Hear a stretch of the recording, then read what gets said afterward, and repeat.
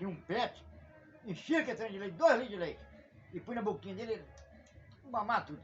Aí o bicho ficou bom. O bicho ficou desse tamanho assim, rapaz. Só que eu punho o bicho dormir debaixo do suai.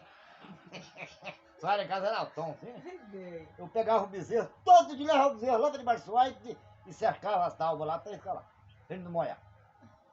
Aí o bezerro ficou desse tamanho, bom bonito. Todo cá caiu o bezerro atrás. Bezerrão bonito mesmo. Aí cá tinha 3 cachorros, um campeiro, um maiado e um baixote.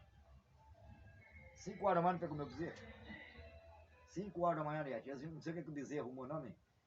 Eles traçalharam meu bezerro assim, todinho. Matou meu bezerro. Eles mataram meu bezerro. O pai falou assim: isso aí é isso, hein? Eu falei: ó, pai, o negócio é o seguinte: eu vou consumir esse cachorro. O pai falou assim: não, mas isso é nação dos bichos. Eu falei: é nação dos bichos, mas eu vou acabar com isso. Passamos na espingarda 12 um dia, estava correndo atrás do outro bezerro.